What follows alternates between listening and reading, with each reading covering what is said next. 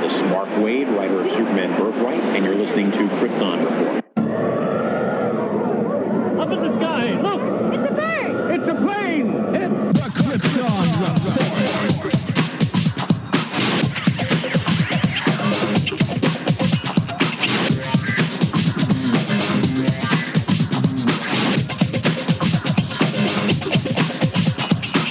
Host Tyler, and welcome to Krypton Report, a podcast dedicated to all things Superman, Supergirl. We're going to look at the Supergirl TV series as well as the Krypton TV series, anything that has to do with the characters in their world. Comics, movies, TV shows. We will talk about everything and anything. We are part of the Southgate Media Group podcasting network. You can find us on Instagram, Twitter, Facebook at Krypton Report. You can also email us at kryptonreportpod@gmail.com. If you get a chance to go over to iTunes, Apple Podcast, please leave us a review to help us get better. You can find me personal at JTYPatrick on Twitter and everything else. You can buy a Krypton Report t-shirt at tpublic.com. Check it out. They have all sizes, colors, styles of shirts. Just go to tpublic.com and search Krypton Report, and you'll see our logo. And every time you buy a shirt, it helps support other podcasts from southgatemedia.com. Thank you. Enjoy the show. All right. So today's episode is going to be part one of a three-part kind of discussion of the death of Superman.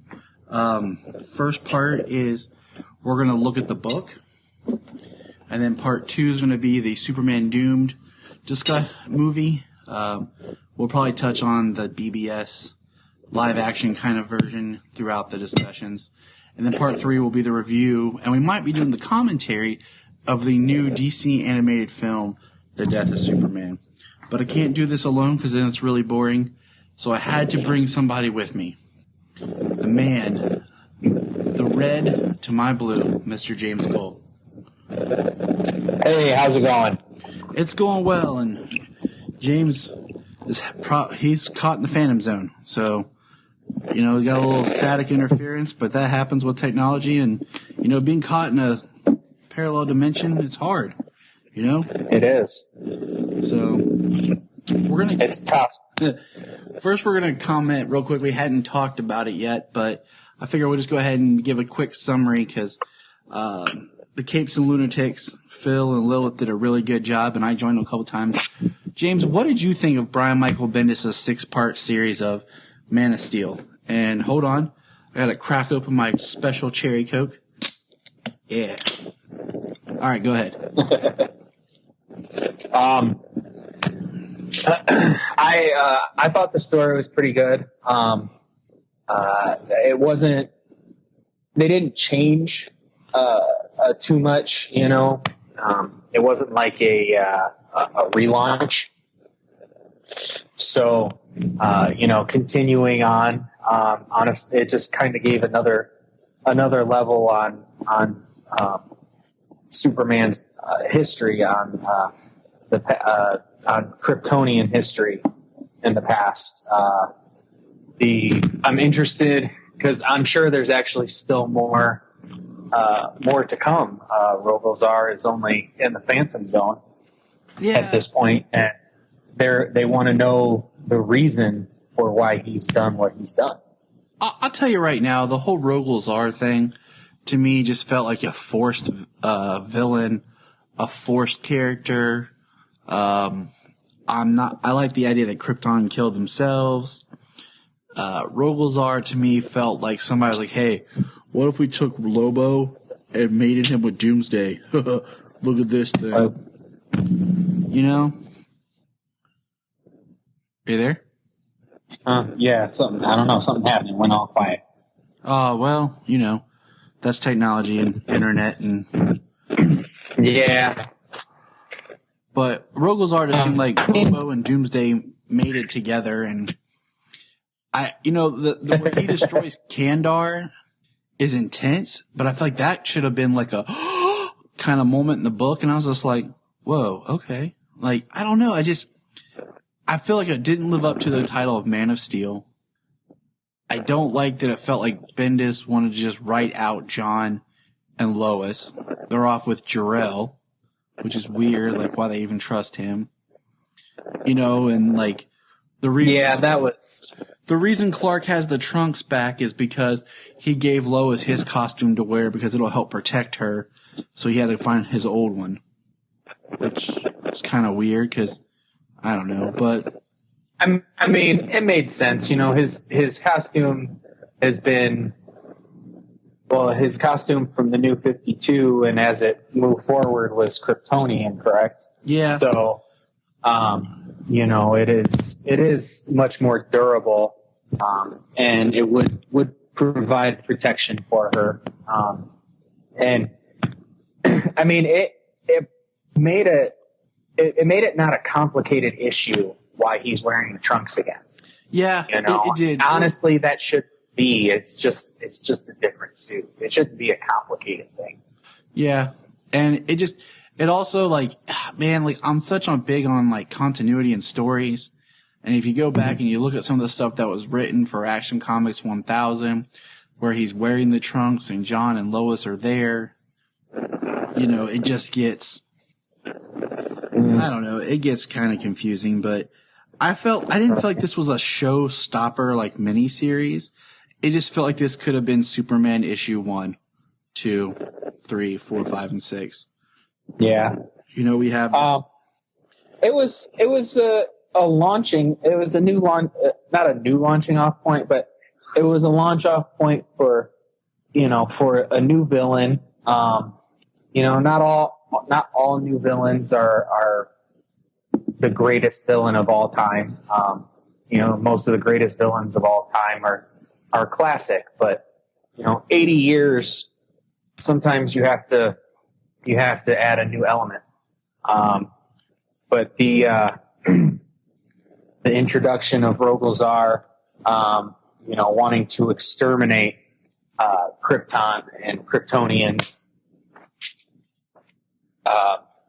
Plus, it doesn't just make a kind of a new jumping off point for Superman and where his story is going to go at this point. Involving it's also where John's story is going to go. Yeah. And where Supergirl's story is going to go. Because Rogol-Zar is the only character, the only person of his species that they know of. They don't even know where he comes from or what his agenda is. Yes, this is true. But I mean, in the same token, it's like all of a sudden we've erased Kandar, John is gone, Supergirl is gone, Lois is gone, and it's Clark alone, which could be good or bad. And we started a subplot about fires in Metropolis that's going to blow over. Yeah. The thing I did like about the way the whole thing was structured, you know, we got that tease in was it DC Nation? Yes. Right. Yeah. We got that tease. That tease actually fit right in the middle of the issues. So it's like you read through and then the fight starts in Metropolis and then that's where DC Nation comes in. And then right after that, it picks back up. So like they didn't recap what they already did. So yeah. And it didn't take anything away. It just added to it. So you didn't, like you said, you didn't feel like you were losing anything. I enjoyed the story. It had some ups and downs. The thing with Jor-El is kind of interesting. Like why would they trust him to take Lois and John across the galaxy? The way, like, he wasn't even in the end after Jor-El was snatched up by, we don't know yet, most likely everybody thinks Dr. Manhattan. When he was snatched back up, even after that, Clark was still curious if it was Jor-El, if he really was Jor-El, and why would they trust him at this point? And like the stuff he did it didn't endear him to Clark in any way. So why would he trust and allow them to go? I mean, he is Superman. It probably wouldn't be a good thing to try and stop Superboy. You know what I mean? It would, I'm sure, cause some havoc and some damage. But and I agree. I mean, I don't know. I guess I just felt like I had higher hopes for the miniseries, and I was kind of let down. That's just one way of putting it. But all right. So we're going to continue to do live coverage basically as much as we can of the current comics. We're going to do it. I think you and I discussed making it more of a YouTube kind of video thing, talking about the comics. So you can check our YouTube out for that. Superman 2 and Action Comics 1002 should be coming out this month. They are. Not sure. I'm not sure exactly when 2 is out. I've read 1 and 1001. I'm about to say I have it in my calendar actually because I was like, I'm going to try to keep track of this. So let's move on to the book, probably one of the most significant Superman books ever printed. The Death of Superman, printed in 1993. It was at a time we had Lois and Clark on the air. I watched interviews with Mike Carlin talking about how Superman just became a character that people didn't seem to really respect or care as much about anymore, so they decided to kill him. And it was a huge deal. And I have the graphic novel trade. I bought the trade a few years back at a sale. What do you got? Me? Yeah. How are you bringing the death to life? On the internet right now. I've read it before. I got it from the library, and the whole collection of the Death, Funeral, and Reign of the Supermen is a collection that I am going to be investing in soon. Get all the trades. It's a huge arc. I got the Reign of the Supermen. My friend got it for me. We found it in trade in a used, one of the comic shops here has used books. I don't know. I just feel like used books have such a history. I love it. And he picked it up for me. It's like super thick for like $10. Awesome. Yeah. Yeah. They've, I saw, when I was picking up some other books at one point, at a bookstore, they have the Death, they have all those books together. They're all, the spines are all color coordinated. Like, it is a bunch of different books, but when you set them on the shelf, they all fit together. You can tell that it's just really thick, a really thick collection of stories. That's awesome because it's really, easy to get lost in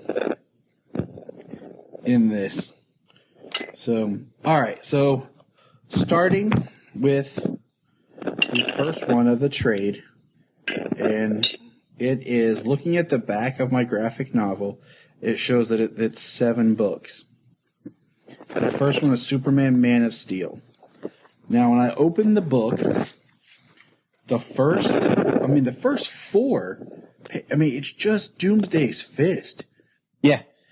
There's a lot of stuff I could just skip over, to be honest with you. It's good to read, but upon, my next reading, I find in this first book, the Doomsday stuff more interesting, because you just have this figure with one hand behind its back. You have no history. There's no origin for Doomsday in this. We don't even see how he got released. It literally starts with him punching. And the page, you see him catch a bird and just crushes the bird. And then, we have... Tweet, tweet, tweet. Crunch. And he kind of gives a little, ha, ha, ha. A little just some sort of enjoyment with death. You know what I mean? We have the Superman story coming on, and I think it's neat. This kid trying to get Superman's attention and spray paints a big S symbol on a basketball court. But honestly, I'm more interested in Doomsday because we see him punch and destroy a whole tree. And Superman, you know, he is taking care of business. And then we keep getting these cut shots of, while the Superman story's going on, Doomsday making his way. Like, looks like he takes out Optimus Prime, you know? Mm-hmm. Takes out a big semi. And I think, you know, that's the big focal of this, if you really look at it, is we're incorporating this Doomsday arc into an already established Superman world. And because, you know, we see Doomsday blow up a truck and he's just walking away. And then the next, book is Justice League of America or Justice League International. Because it's Booster Gold. And at the time, isn't it Guy Gardner? Yes, I believe so. Blue Beetle. And, yeah, that's Guy. You know, they come across Doomsday here in, we see Doomsday in the woods. He kills a deer and just throws a tree branch that goes up through Beetle's car. So we have these heroes, honestly, D-list heroes almost. You know, I like Blue Beetle. I like, but this is the Ted Kord Blue Beetle. Throwing that out there. This isn't even Jaime Reyes. Ted Kord. I've never liked Guy Gardner. I'm sorry, Devin. Devin's my best friend, and he likes Guy Gardner and is a Green Lantern fan. I'm sorry. Oh, yeah. But, you know, we have them fighting Doomsday while Superman is on a TV show, being interviewed. And, I mean, there's some great artwork of them getting whipped. But it's just characters that you're okay, Ted Kord almost gets killed. Honestly, I don't know why he didn't get killed with the way Doomsday's fighting him. And then we get to my favorite panel in this particular issue. The cameraman says, "Cut. We've just been preempted by a network special report. Sounds like trouble in Ohio." And Superman says, "Wonder if it's anything I can help with." There's always trouble in Ohio. Yeah. Ohio's a dangerous place. What can I say? But, I mean, it shows... With all our cornfields. Cornfields and boredom. I mean, it does a good job of setting up the fact that Doomsday, these heroes can't hurt him. And yeah, it's JLA people, you know what I mean? That they're on the Justice League of America for a reason. You know, they all have powers in their own right, and they all do have strengths. And I mean, Maxima's involved, you know, and I mean, she's not like Superman, Wonder Woman strong, but she's pretty close. And, you know, they're just, and then a lantern, you know, the rings are considered one of the most powerful weapons in the universe. yes. So with Doomsday just, you know, one-handed eliminating all of these people, they're not even doing damage to the containment suit that holds him. That is true. That is very true. And as they're fighting with him, a family's kind of caught in the middle. Superman shows up. He's helping them. He's trying to stop. Doomsday gets his other hand free. And he's in this, you know, as Superman's fighting him, is when more of his containment suit is being ripped. And, you know, we see a great shot of all of them using their powers on him. And the next shot we see of Doomsday is a big shot, and we see his one eye, which is kind of interesting. It's blue. I almost feel like it should be black like a shark. and the containment suit's more ripped and the other hand is free. And we have a little thing here from Superman. It says, incredible. He took all that energy without missing a beat. And then it's actually Booster Gold that kind of names him. He says, no time, gang. Doomsday is coming. And Superman says his speed as he's getting flung back. And, Doomsday is beating the crap out of everybody else. And Doomsday is like escaping as the kid and the family is trapped. And it's kind of one of those things, conundrums, where should all the other heroes are down, should Superman turn back and save them, or should he try to stop Doomsday? Well, I mean, all the heroes are down.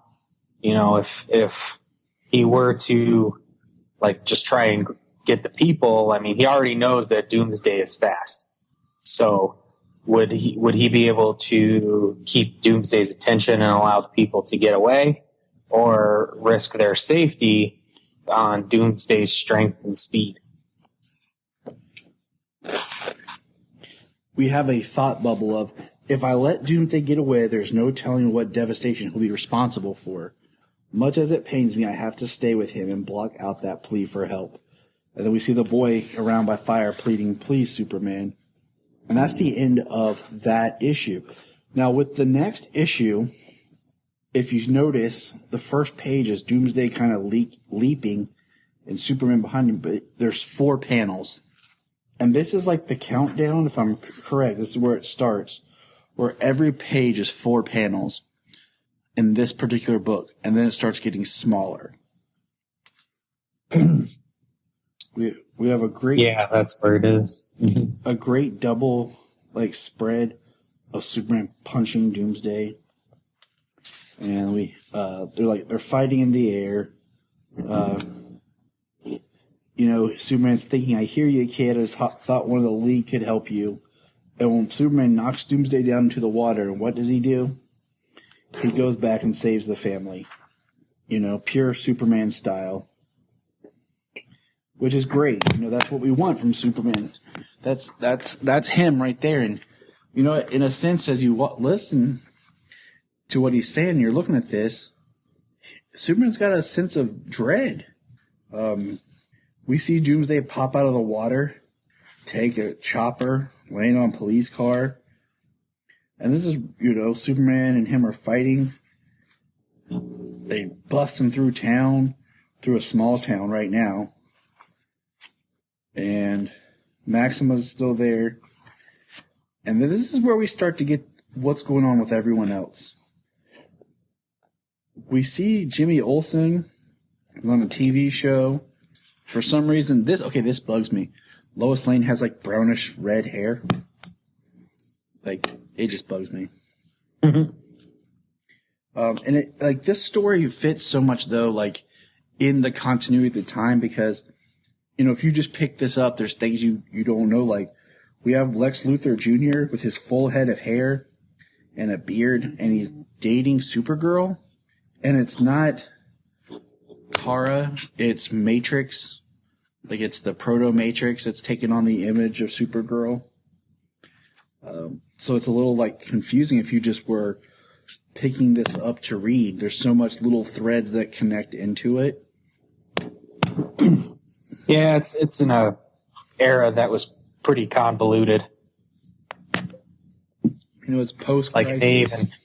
And they even used Crisis and stuff to help clean it up. And we see Doomsday takes out a grocery store. Maxima's still fighting with Clark. We see the Guardian show up. Well, Maxima sends Doomsday through the grocery store, so she's still pretty strong. She's still in the fight at this point.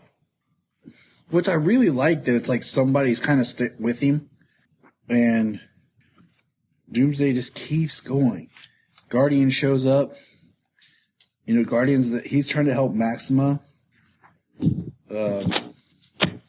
tells her to take her to the hospital. Superman goes flying off to find him. And now we're into the next book. And now there's 3 panels per page. And, you know, this was something I didn't really notice and think of when I first read this. Like the countdowns and the panels. Oh, yeah. Doomsday throws... I didn't recognize that either when I first read it. Doomsday throws a car in the air. Superman catches it. When I reread this, one of my favorite little finds here is the Lexmart.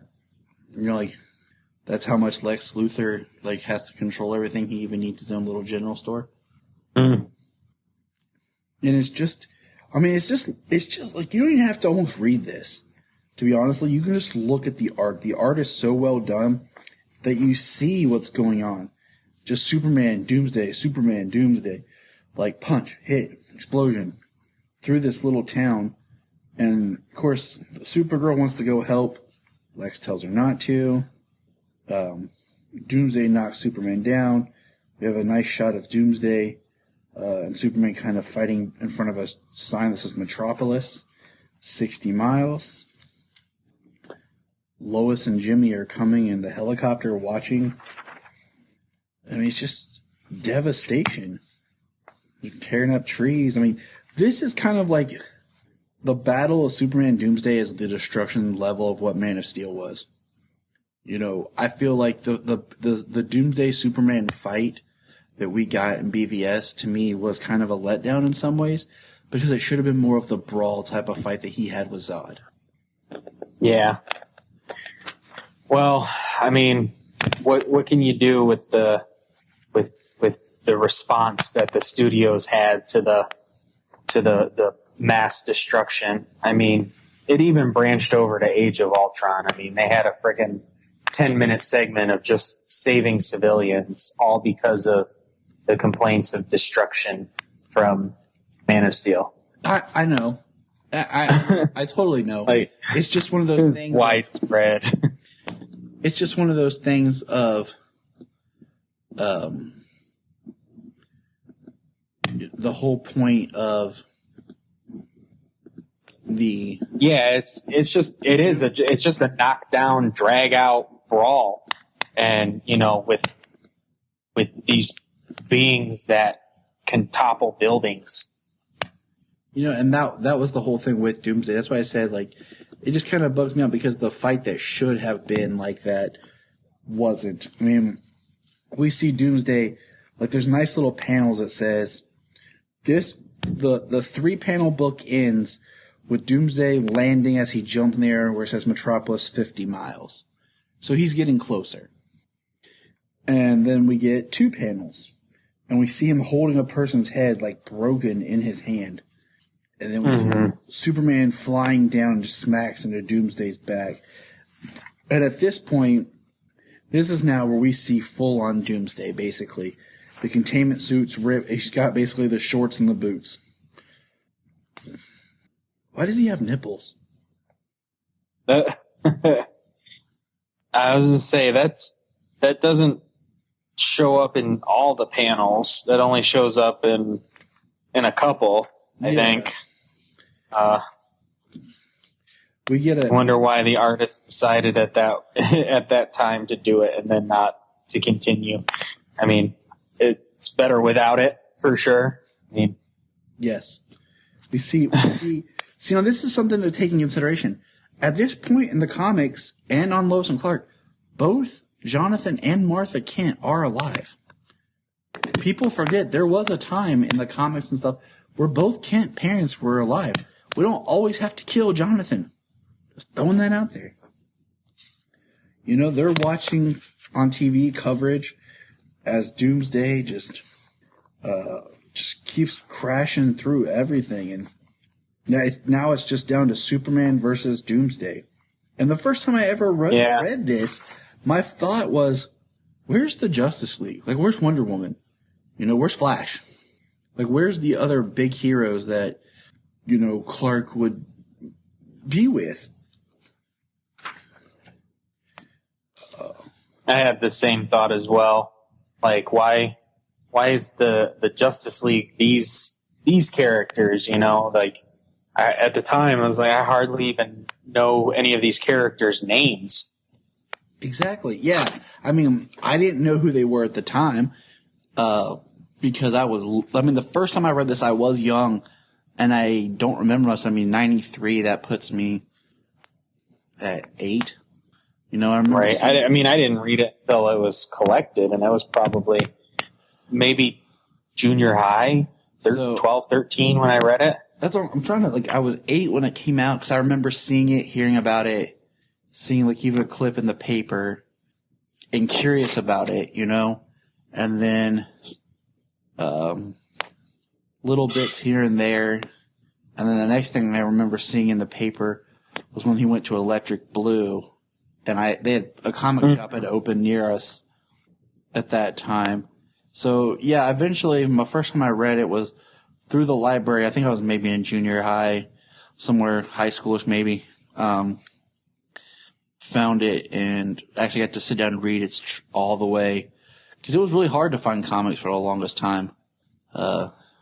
So, just so you kids know, you have it easy with your digital comics.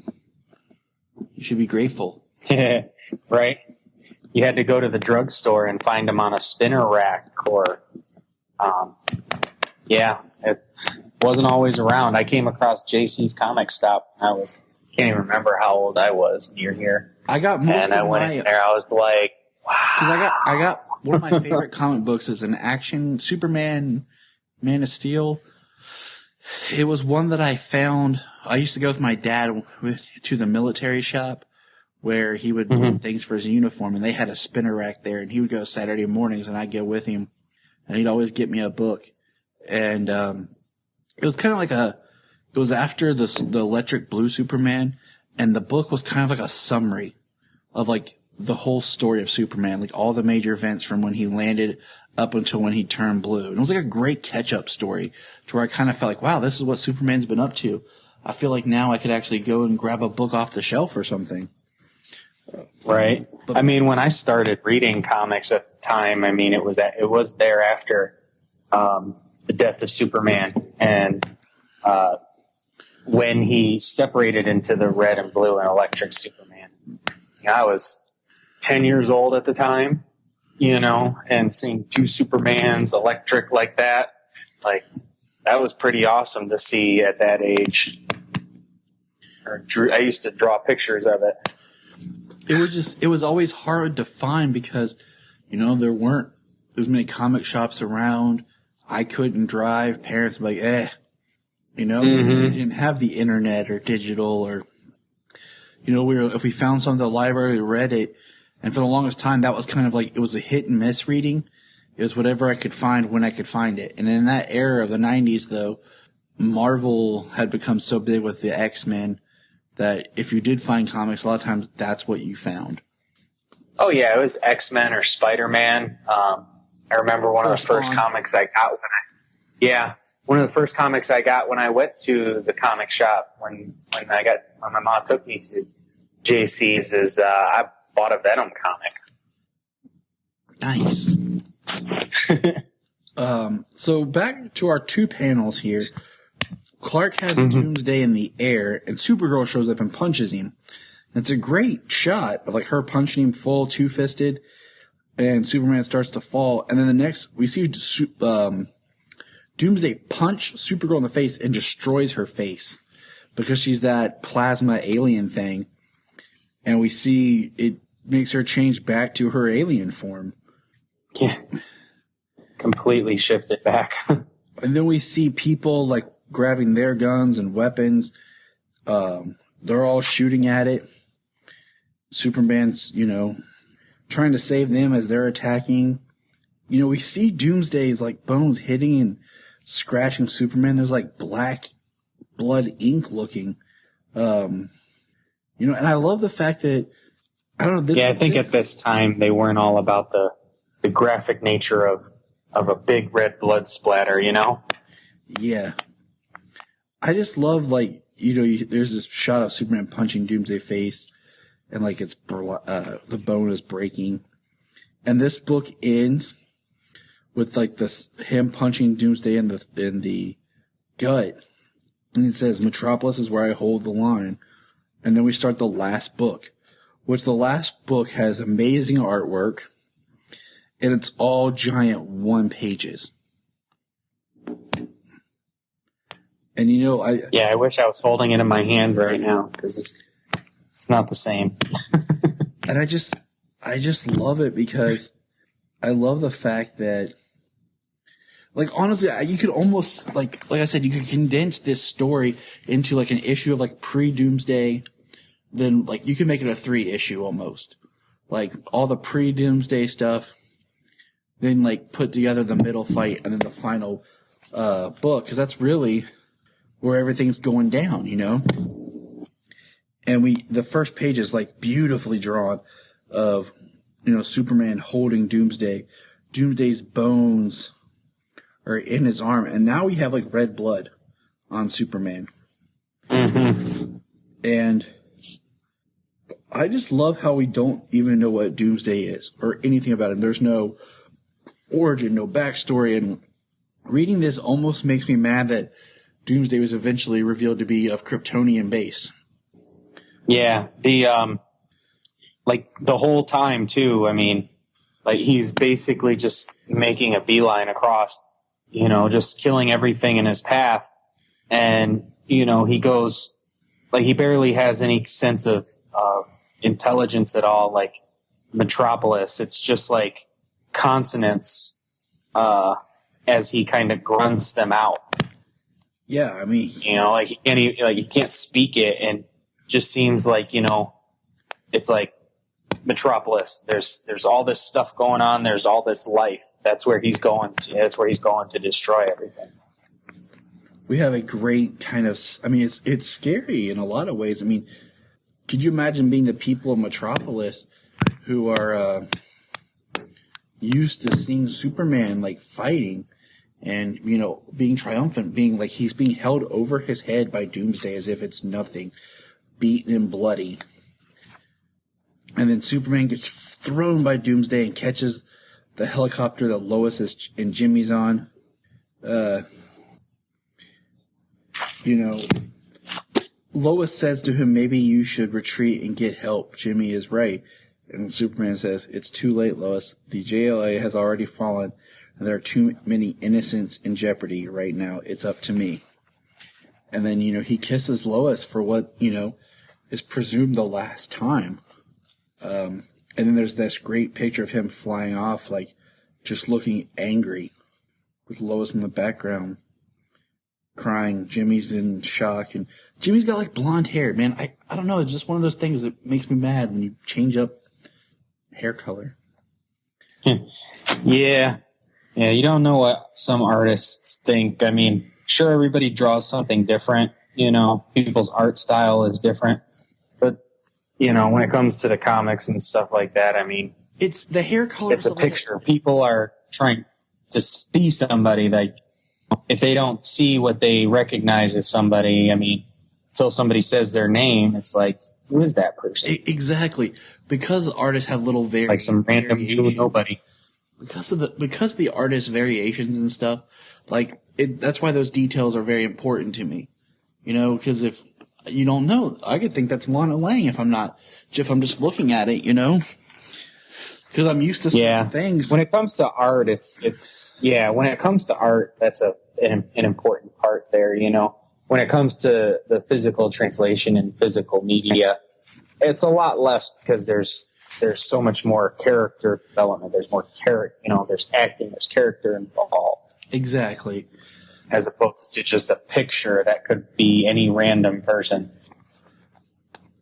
You know, next we have this awesome picture of like Superman, like full body, like into Doomsday. Like Doomsday's in this crouched position.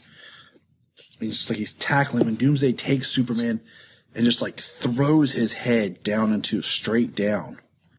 And you have Jimmy and Lois really close to the action in the way.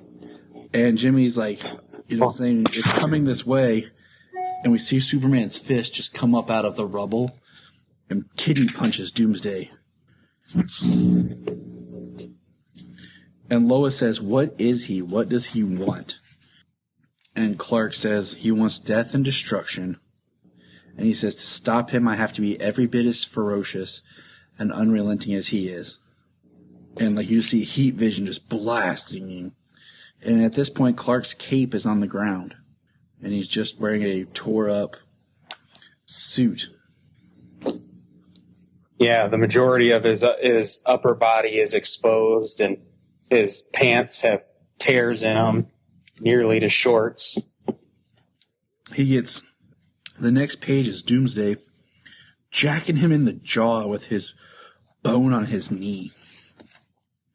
And Clark, basically saying, it's cutting me. And he says, I'm hurt so bad I can barely stay focused. Must take him down. And he says, these bones are an extension of his skeleton. Yes, I finally managed to hurt him. Finally managed to hurt him. We're in the last book. And then we just get a lot of thought bubbles. The picture of they're outside the Daily Planet, Doomsday stepping on his cape, and they're punching, and Superman looks tired, and he says, exhausted, but I have to keep fighting until I drop. Or he does. This is it. Looks like we're both betting everything we've got on this one. And look at Superman going double-fisted at him, hairy chest. Kind of reminds you of Henry Cavill, right? Yeah, that's what he said. When people said things to him, he's like, in the Death of Superman comic, he's got the hairy chest. They drew it like that. Right. Then we start to get kind of like Lois's bubbles and her thoughts as she describes what she's seeing. The shockwaves of their punches. She says this, most will remember this sad day as the day the proudest, most noble man they ever knew finally fell. And we have this great, this is probably one of my favorite drawings. We see Doomsday and Superman kind of falling back. And, the first time I read this, I didn't realize the way Superman comes down on Doomsday's head, and then the shot is inside the camera of Jimmy. It looks like Doomsday's neck is broken. Like his neck looks broken, like his head's falling off. Mm-hmm. And then the next page is Martha and Jonathan holding each other crying as we see Lois holding Clark, Superman's body. Then the next page is a bunch of people and two heroes that nobody's like, who are they? And then the last page, yeah, the double spread, where it's Lois holding Superman, and Superman says, Doomsday, is he? And Lois says, you stopped him, you saved us all. Now relax until, and the bottom says, but it's too late for this day.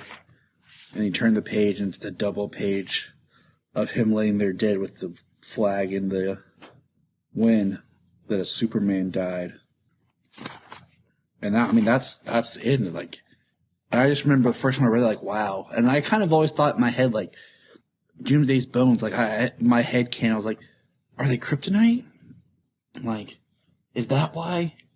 Is that why he was able to hurt Superman? But overall, well, as you read it, we did skip a lot of the dialogue, the inner monologue and stuff. As you read it, Superman is saying how much energy he's expending and how much, getting hit and stuff like that, how fast and how strong the creature Doomsday is. So, as it goes, they did a really good job of him talking, of him, thinking to himself about what's going on with him and the way he feels as this creature is fighting with him. It's just, it was really emotional, the toll that it took, not only through the art, but the way the inner monologue was told. Exactly. Really, really impactful. And then, that final page of the cape blowing in the wind, all torn to bits, and him just laying there in the rubble, and I mean, everybody's just standing there crying. There's nothing they can do. And I mean, but he sacrificed himself and saved the day. It's impressive. And, you know, you say you can look through the book and just through the art. I mean, it tells the entire story of what's going on. But, you know, doing the reading, especially when it comes to Doomsday interacting with the JLA and then Superman showing up, you know, at that point you got to read. I mean, the whole couple of issues beforehand, I mean, you can just see what's going on. But yeah, once the fight starts, I mean, the art is incredible, but the story, the way the characters feel is where the impact comes from. And, you know, that's something that we're going to remember when we take this discussion into part 2. Superman Doomsday, the first animated feature in DC's animated features line that is still going today, still going strong after 10 years. And that's going to be our next discussion, so stay tuned. This is kind of not over as we continue this, because as we discuss that movie, we'll be discussing the book some more and building up to the release of the newest DC animated film, this time in the DC animated continuity of Death of Superman. So stay tuned. Look up in the sky. Look up in the sky. Look up in the sky. You can find us on Instagram, Twitter, Facebook at Krypton Report. You can also email us at kryptonreportpod@gmail.com. If you get a chance to go over to iTunes, please leave us a review to help us get better. If you're an Amazon shopper, just remember you can go to southgatemediagroup.com. There's a portal, log into Amazon, and you'll shop into your account just regular, but it also helps keep all the podcasts on and helps keep Southgate running. Remember, look up in the sky.